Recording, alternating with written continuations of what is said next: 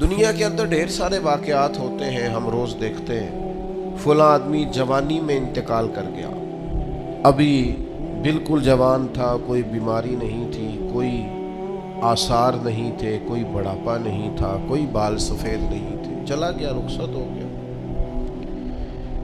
اب اس طرح کی جتنی بھی چیزیں ہوتی ہیں اس سے دو قسم کا لوگ نتیجہ اخذ کرتے ہیں۔ ایک لوگ اس سے عبرت لیتے ہیں۔ عبرت کیا ہے؟ کانوں کو ہاتھ لگائیں گے، توبہ توبہ توبہ استغفر اللہ، اللہ معاف کرے جی، دیکھو ابھی اسی عمر میں بیچارہ رخصت ہو، یہ عبرت ہے۔ وہ دیکھو جی ابھی بچے چھوٹے ہیں، ابھی دیکھو وقت آیا تھا آسانی دیکھنے کا، ابھی حالات ٹھیک ہوئے تھے، دیکھو جی توبہ توبہ کیا معاملات ہیں، بس کانوں کو ہاتھ لگایا، چھٹی ہو گئی، یہ عبرت ہے۔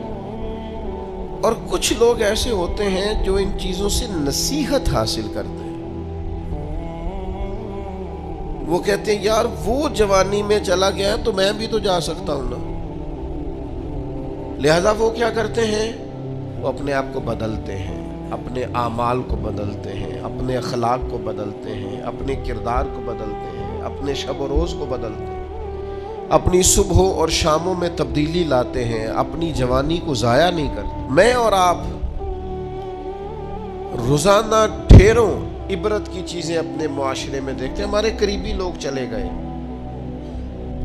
ہم نے ان کے جانے کے بعد کہا یار دیکھو زندگی کا بھروسہ کوئی نہیں، کل یہ بندہ ہمارے ساتھ تھا، آج رخصت ہو، بھروسہ کوئی نہیں، پتہ نہیں کیا ہوگا، یہ عبرت ہے۔ توبہ توبہ کی، پھر اسی کام لگ گئے غافلوں والے۔ لیکن اگر وَمَوْعِظَةً لِّلْمُتَّقِينَ پر عمل ہوتا تو پھر ہم کیا کرتے؟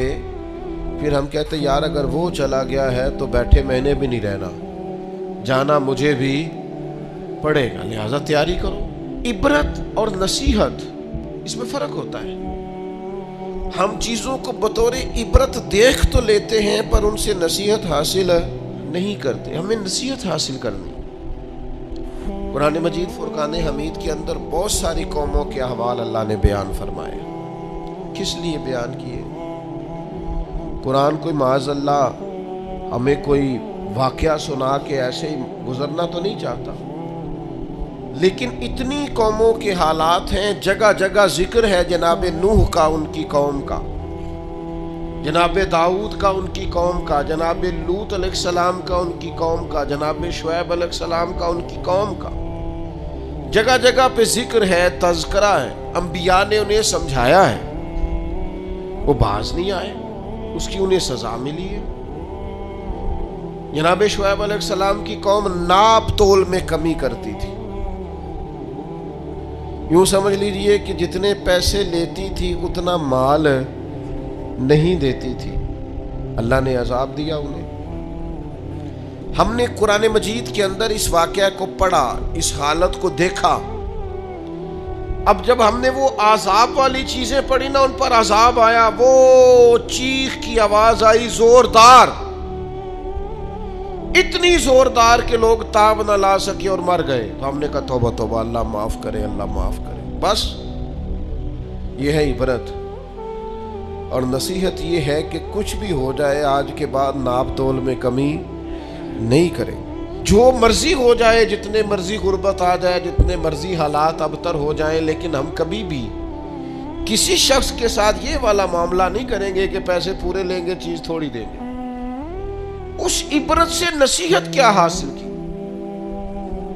جہاں میں ہے عبرت کے ہر سو نمونے، مگر تجھ کو اندھا کیا رنگ و بو نے، کبھی غور سے یہ بھی دیکھا ہے تو نے، جو آباد تھے وہ مکان اب ہے سونے، جگہ جی لگانے کی دنیا نہیں ہے، یہ عبرت کی جا ہے، کوئی تماشا نہیں ہے۔